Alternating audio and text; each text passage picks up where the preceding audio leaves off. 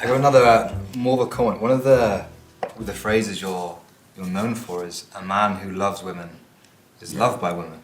At first I read that and thought, that's nice, it's poetic. I said, well, there's lots of, nice, sweet men that love women that don't get results. And I kind of thought about this, and it seems there's kind of two things that hold men back in all areas of life. One is fear. You're feared about showing up as a man, being your best self, these kind of things. If your love of women is bigger than your fear of women, then you're always going to show up.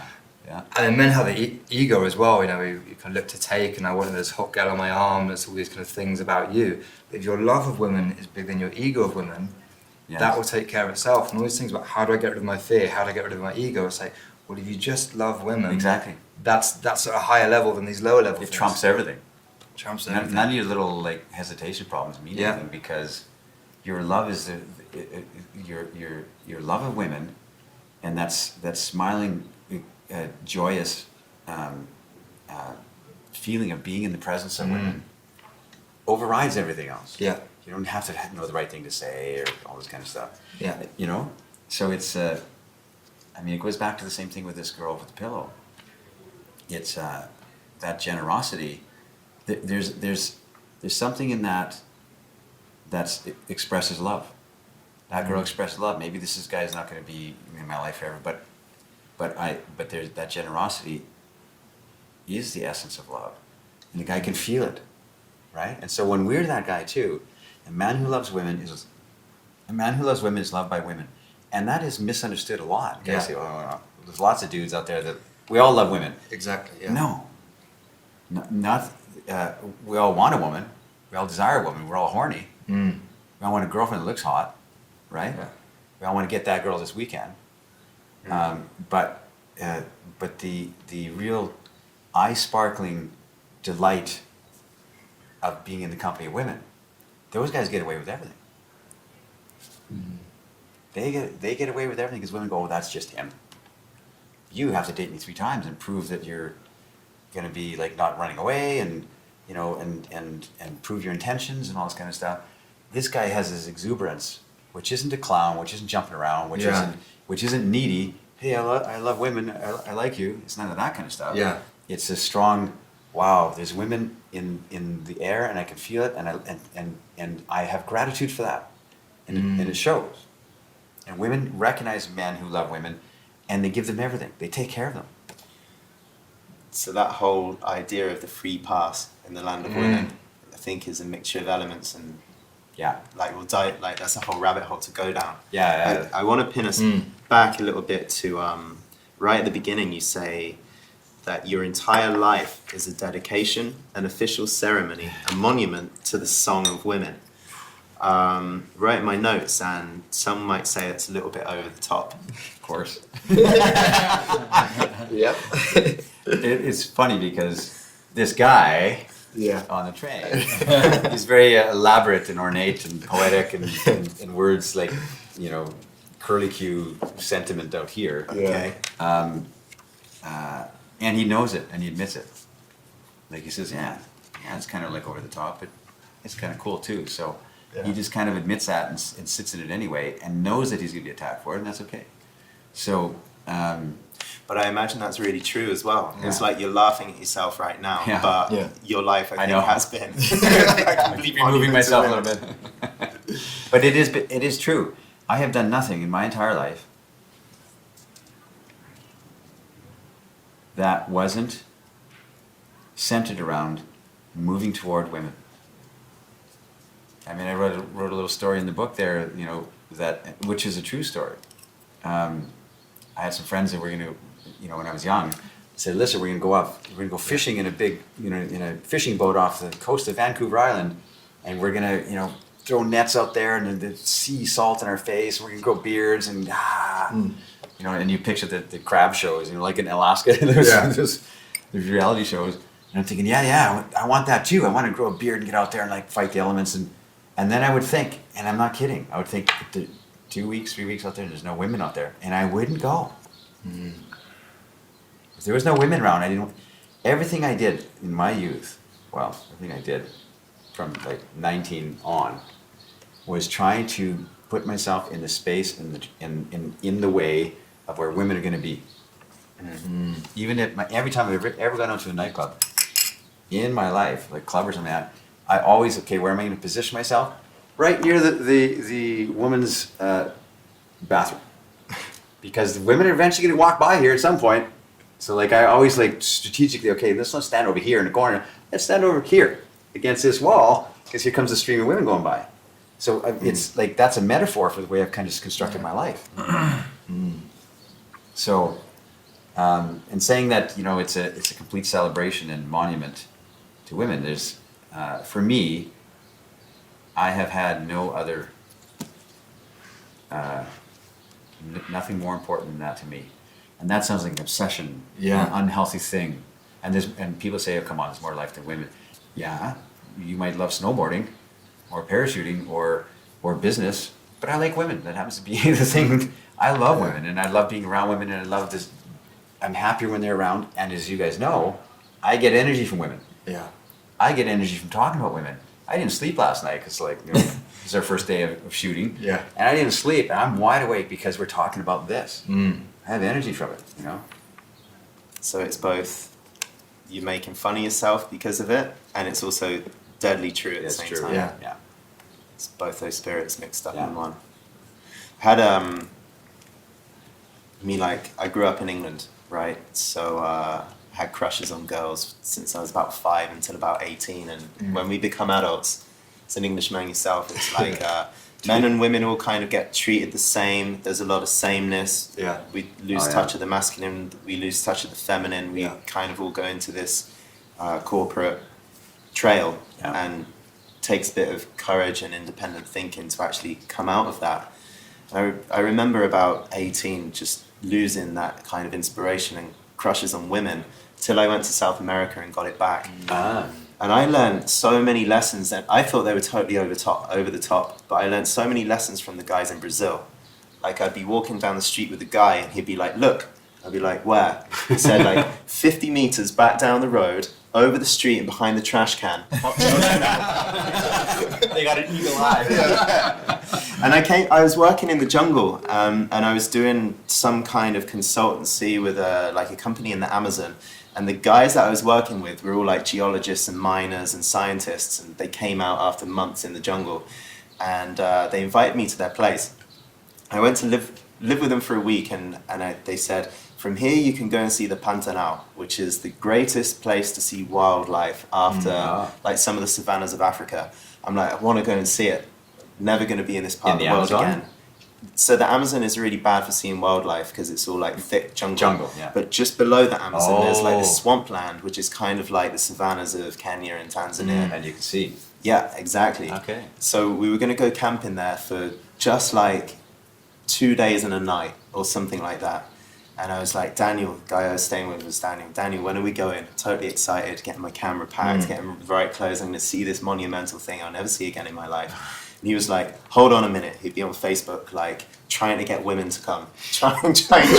I'm like, Daniel, like, it's getting a bit late in the day. I'm worried. Like, I don't want to miss the wildlife. This is the opportunity. And he's like, we got 1 woman definite right now and 2 more maybes with 3 guys. So we're going to need 3 girls to come with us. Wow. Right? Oh, of course. And one by one, the women flaked out, and then there was 1 girl left, and it was like 8 p.m. And then she found out no other girls were going, and then no one was going to go, and the guys were like, well, we're not going to do the trip if there are no girls coming with us. Cancel the whole trip, and we just stayed in this stinking, like, 45 degrees centigrade city in the urban mass, and didn't manage to leave it for a week because we were trying to get girls to come to the country with us. Wow. I was like, let's just go out like a group of guys and see this thing for 2 days. And the Brazilian guys, they were like, doesn't make any sense to us. That's the same with me. That's how I would think, wait a minute. Yeah. I'd be the same way. And I was completely confused by it because it's like, there'll be women again, right, in 3 days' time. And when I met you, I was like, well, actually, Zan's doing the same thing. In the jungle. I want to see the animals too, but that's interesting. Yeah. It says in the passage here, beauty is the only thing that will save this broken down old world, the only thing that can recreate the spirit of aliveness in all of us again, both men and women. And why do you think beauty will save us all? Like I said, I think the world is devoid of beauty. And in everything. I mean, you look at all of our media and, you know, the catastrophes of the world and the heaviness we zoom in on. We concentrate on, you know, all the bad and the environments crashing around us and I just think it's a symptom of our times where we have relegated beauty to the back, and we're thrusting forward, trying to. I know it's hard to describe, but I'm convinced that the world is starved for beauty. We are. Men are starved for beauty, are we not? The beauty that you talked about of the girl with the pillow. Yeah, we're hungry for that kind of those experiences. We crave them. We dream about them. We don't even know we want them. And women are starved for that too. There's a suspicion in the air in our relationships and everything. It's like a suspicion, like you're gonna be careful and you're gonna get hurt. And the girlfriend's like, I don't know if we like this guy that you're dating, you know. And the guys are just jumping around and like not caring about the experiences they're leaving behind. That's why women are so guarded, because guys can come in and stomp around a lot and hurt a girl's heart. Like you said, Jordan, it takes it's an openness to be vulnerable. Now, women will spread their legs and have sex and still stay completely blocked and guarded. They'll have sex with you because they got drunk and whatever. But when they open up their spirit or their heart a little bit, that's a vulnerable place that they've been hiding for years. And so a guy comes in there, promises the world, says all these great things. She says, okay, maybe, fingers crossed this time. And he has his way with her, see ya, I'm out of here, high five his buddies. Yeah, and she gets more and more blocked and closed. Throws it up another layer around the beauty song, making it harder for us to hear. Yeah. I'm curious, I had just 3 weeks ago, it was my third day in Bucharest. I was on a date with a girl, and she said this really interesting thing. She says, I want a man who wants me for my soul first and my body second. She said it out of nowhere. We were talking about relationships, an interesting discussion. And for me, there was so much in the heart of that, what she said. I'm curious your perspective on that. Well, think of it, guys. We always say, you know, how many times do you know a girl who's pretty and she's lonely? Yeah. And you think, come on, I go to the bar, I can't get girls. You can go to any bar and you can have guys. How are you lonely? Yeah. Right? It's because she doesn't want that body experience first. She can get every pretty or every reasonably attractive, every girl can go and get a body experience tonight. Yeah. Tonight. If you went into the bar and said, listen, I would like to have sex with somebody, who knows what will happen. But if a girl said that, hey, I'm here to have sex with somebody, guys like push each other out of the way. So she can have that. Because she can have that, that's not, the meaning isn't in that. It's what your girl said, which is, I want to be someone to be attracted to my soul and then my body. And they get it the other way around. Yeah. They get it the other way around. And so that's what they're starving for. They're starving for that. And when we say the soul, we don't mean the meaningful experience of like long walks in the park. Yeah, she meant her heart. The nice guy type of like, okay, I don't want you for sex. I just want to know your soul. Yeah. And I'll go shopping with you and I'll go to movies with you and I'll drive you around and pick you up from the airport. Right? That's not what she's talking about. That's why it's interesting. She said, she didn't say, it was English as a second language. I think she meant more heart than soul, which is her word choice. But she didn't say, I want a man that wants me for my heart, not my body. She said, I want a man who wants me with my heart first and my body second. She's saying that's still important. Very important, yeah. And that's what maybe then the nice guys miss out on. They just go for the sweet, the heart connected energy. But you need both. Yeah. I'd love to hear a little bit from you about what have you found is a heart experience or a soul experience for a woman? And I'll say, you know, because it's so easy to find a woman who says, I'm not interested in a body experience, I want something more. But many men never seem to grow out of that body-only experience. Like, men seem very satisfied with a body experience most of the time. Yeah. And they're missing out on this. Yeah, but there's a mystical side of it. Like, men are very physical in their desires and in their fulfillment. There's a fulfillment. Men don't get enough sex. That's the truth. It's just the way it is in life. It's like, you know, that's why there's aggression and, you know, that's why there's bar fights. So you go into a bar and there's more guys and girls, there's going to be a fight. Yeah. You can feel it because if there's lots of girls, the guys, they don't have that same kind of like, you looking at me funny sort of thing, right? So men get fulfillment from a physical experience. which is a metaphysical experience for them. It is a like I said, a rebirthing. You can feel that, right? Women get it more from the soul, like she said, or the emotional side of things, through the sexual experience, which is saying the same thing, I guess, when it comes down to it. But it's different. It's different in some way. And in what way?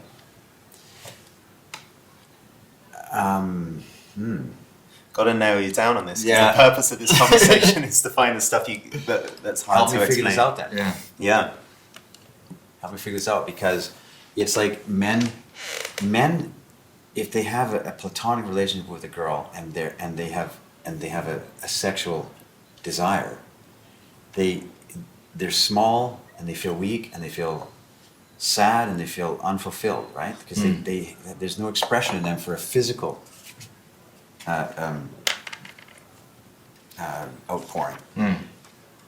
But she might be sufficient with that, which is the whole nice guy syndrome, right? Which is, she said, I'm getting lots of emotional connection and I have somebody to talk to and somebody to turn to and stuff like that. I mean, I said in the book, like, I'm trying to understand this myself here. I said in the book that that men are we think men are starved for sex, but more they're starved for the experience of what? Here's an example. Lots of guys go to prostitutes to have sex, okay?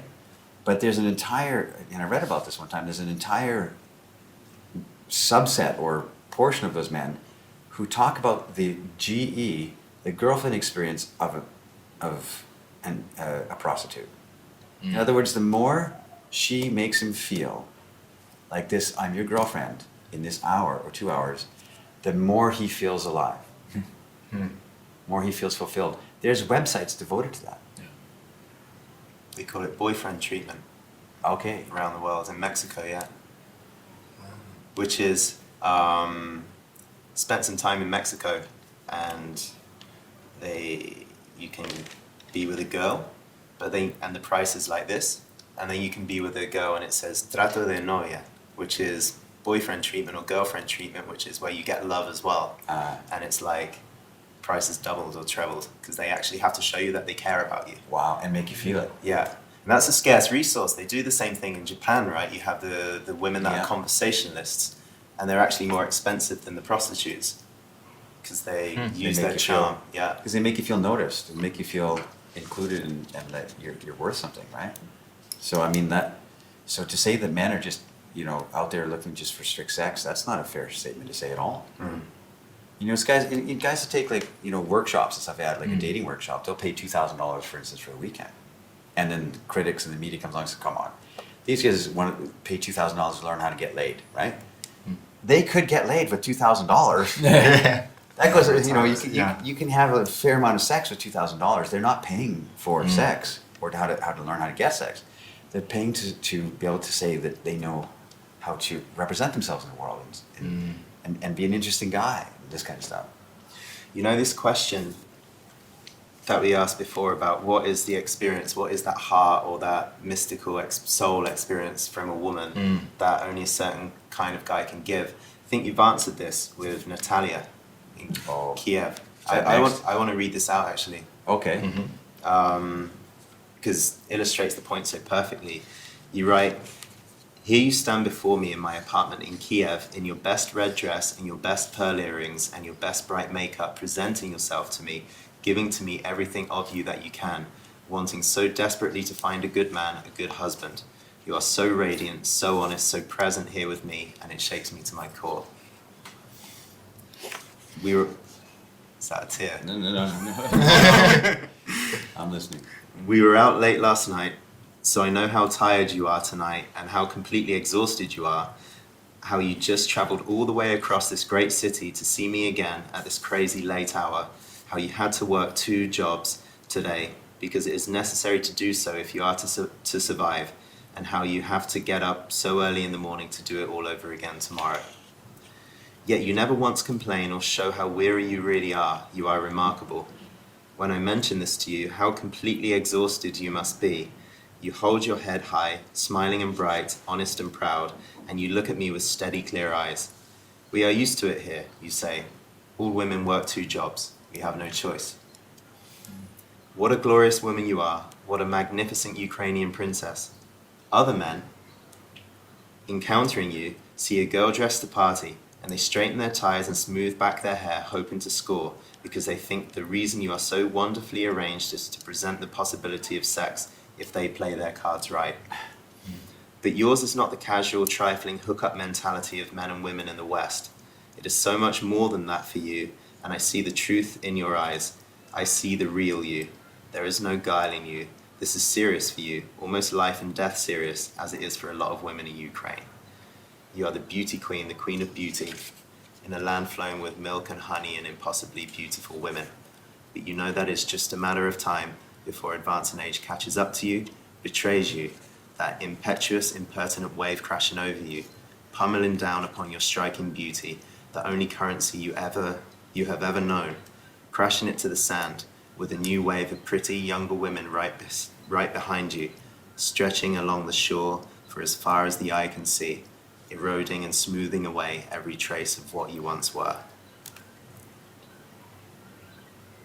You stand before me, knowing that you can't do it anymore, and I can see that in your smiling eyes.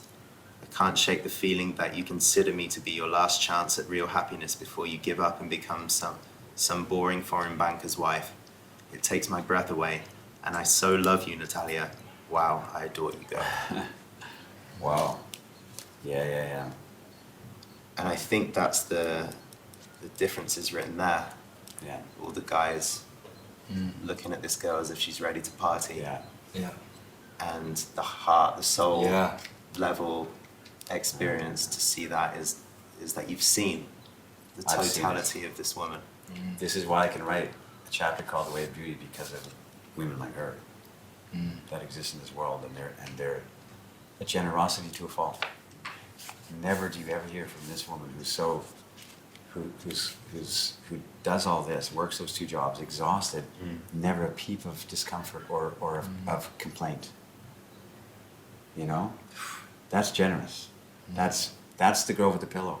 Yeah. I'll be uncomfortable so you can be comfortable. That is what makes a man go, there's something in that I want more in my life. I want that in my life. It sounds like a whole life of that pillow. Yeah. Not one gesture, but Yeah. And I've seen it, and that's a very accurate story. And it was, and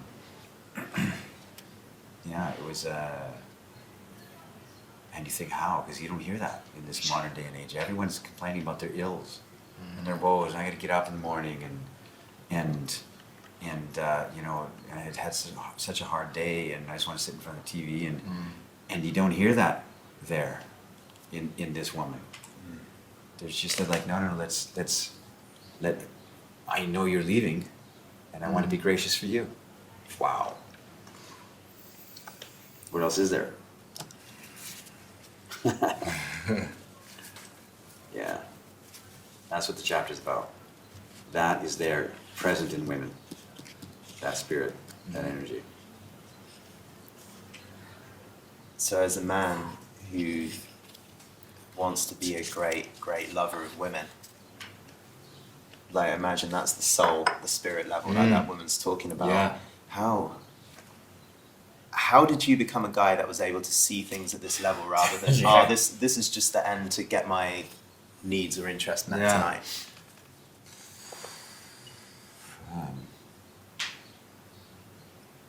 A lot, honestly, it's a lot of, I did my time. Like, I didn't learn from men, and I didn't learn from books, I didn't learn from videos, I didn't learn from workshops. I learned from my conversations and my experiences with women. And a little experience like that is something that I wrote about, but it's something that also writes on your heart a bit, and you remember that. And it adds to your knowledge a little bit. It adds to your awareness about how it can really be. So it becomes, I don't have a pessimistic view of women at all. And I've seen some nasty women in this world who are like not nice people. But I think it's, I don't know, Jordan, I think just the time of always trying to understand the hearts and minds of women, and I've done nothing else for over 30 years. I've done nothing else. I want to know, I want to take my lumps. I want to get,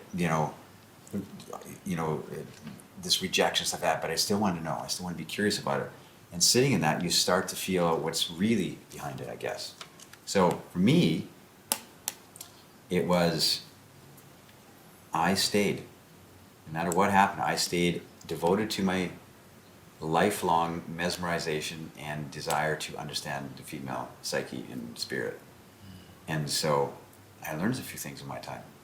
I have a wealth of experience. I did my 10,000 hours. That I think Malcolm Gladwell wrote the book, 10,000 hours in anything. You're one of the top in the world. I did 10,000 hours, believe me. You say it writes something on your heart. And when I think of the women and the moments in my life where there's been just that mutual love, appreciation, the terrible, devastating goodbye, and just like fully feeling the amount of love that's there. For me, it's like something that goes into every cell of my body and changes my DNA forever. And alters my consciousnesses. This is exactly right. It changes you so that you can't see the world in the same way anymore when you encounter it. So it isn't like it alters your worldview. So to start to seek this beauty in women, when men they might start saying, hey, there's no beauty in women.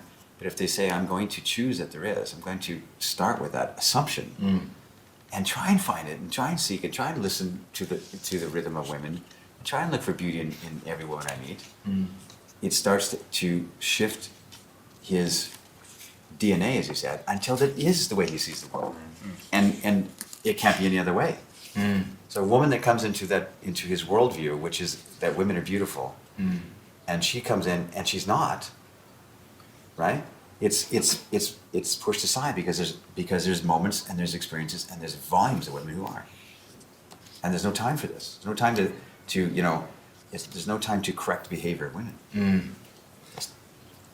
They've got their own work to do. There's a great film that illustrates this called Don Juan de Marco. And the film is, there's a psychiatrist interviewing this person who's, you think is crazy, and he thinks he is, the mythical Don Juan de Marco. And as Don Juan de Marco, this character who is Johnny Depp, says, and it's kind of almost the way you write as well, he says, I search out the beauty that dwells in all women until they cannot avoid their desire and they envelope me in their beauty. That's exactly correct. That's a great phrase. I want to hear that again. Yeah, I wish I had the full. I had to write it small. That's great. But it said, and the full one's even better. It says, I search out the beauty that dwells in all women until they cannot avoid their desire and they envelope me in their beauty. Wow, that's great. It's beauty needs a witness. It's drawn out of them. And women are, in the presence of men who seek beauty in them, in the presence of men who love women, women are beautiful. Yes. That's how they show up. That's how they radiate to that man. They might be suspicious of this guy and this guy over here, and but that's a great phrase. I like that a lot. It's what it is. It's like you call it forth, and it showers upon you. And I think many men, they turn on charm. They turn on this love of women when they see a beautiful woman they're attracted to. But with you and the friends I know as well, they're like that all the time. I remember when I was working, I had this really cool canteen lady who was 60 years old. Every time with the queue, I'd hold the queue up because she was so fun. And I'd say, what are you doing tonight? I was like, well, you know, up drinking tequila all morning and dancing on the table. She's like, you know me too well. And I'd ask her out for Valentine's Day and things like this. It was that fun energy. But you have that all the time. If you just do it because, she's hot, then that's inauthentic. Yeah. And guys say, well, they can't do that with everyone because they don't respond. Like this woman, the 6-year-old woman will. Yeah. That's not your responsibility how the women respond. Yeah. It's who you are. And if your energy's blocked, all right, somebody will play over here. You know, it doesn't change who you are. You run into this kind of like wall when you're trying to be interesting and fun and trying to lighten and put a smile on somebody's face, like this woman. Yeah. And they come across as like, who don't talk to me, or that kind of like blocked energy. most guys, it hits them here, and they go, okay, well, and it ruins their day, Yeah. and it shouldn't. Yeah, it shouldn't. If you That's love, her. if you love women so much and believe that there is a beauty song at the core of every woman, is there a part of you that gets a little bit sad when your energy's blocked and a woman is just Yeah. not showing it to you? Sad? I don't know if that's the word. I don't know if that's a good question. I don't know if that's the word. Like I said, it's not my job to save women, or to save a particular woman, or women's being being bitchy for no reason. Yeah. It's not my job to correct her behavior or teach her a lesson. A lot of guys think that I should say something funny back or come back or say something strong to her to teach her a lesson. You shouldn't treat people like that. Did your mother raise you right? I just to me it's like there's a kind of a drop from existence there. It's like I don't have time. Yeah. I don't have time to bounce, and to attempt to correct. There's no invitation. And it's kind of what hey, this is interesting, because it's kind of what I've been saying for years. Never give your light where it's unbidden. So if you know something I've been a dating coach for years. Then I'll be at a party, and you hear a conversation about men and women, and I'm with somebody who says, listen, you know something about what they're talking about there, and they're kind of saying something that you could have a good opinion on. You should go and. I would never say one word to anybody that wasn't asked for. If they said, listen, what is your opinion? Well, I will tell you. But to give your light where it's not asked for is the same kind of thing. It's like why would I try and convince her? Right? When there's other things that are more interesting happening over here. It's an ego thing, I guess. You think, that woman sent me I'll show her teach her a or lesson, yeah. whatever. Just let go of the ego and search for beauty more. No, you got to cut bait. Yeah. Bait and run, man. Too hard to pull that one in. At the same time, here you say you never seek validation from men, you only seek it from women. Good point. Yeah, good point. So, I think what it is okay, this is what it is. It's and this is true, I really don't care what men think about me. I'm not trying to be cool in their eyes or to be interesting to them or to get them to say, yeah, that guy's cool. But, for instance, when I talk to a crowd, like an audience, I'm always checking in with the women in the audience. There might be only 10 women in the audience and 90 guys, but I always check in with the women because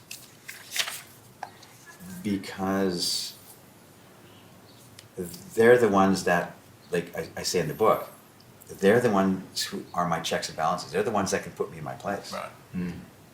Men cannot, I guess, in some way.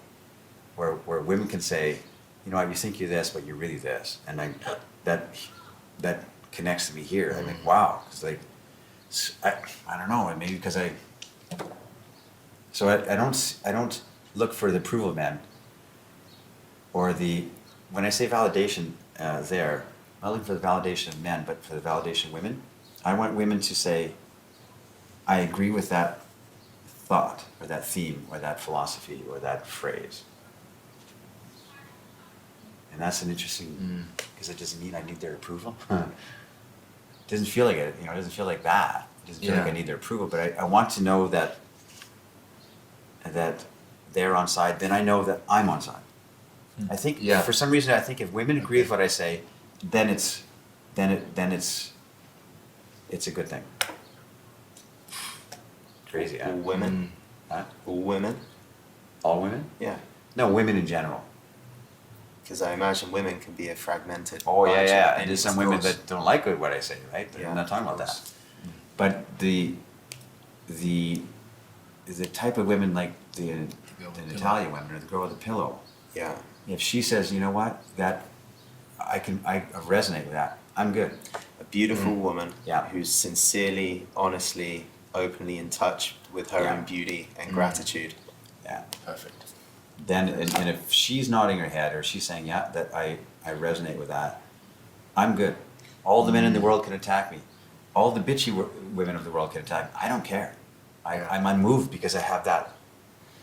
Great. So women are not your checks and balances, but Good this point, yeah. specific That's type exactly of correct. woman, Yeah. woman, at least in this place, is your That's check it, and yeah. balance. That's a great way, yeah. That's really it. Yeah. Wow. Cool.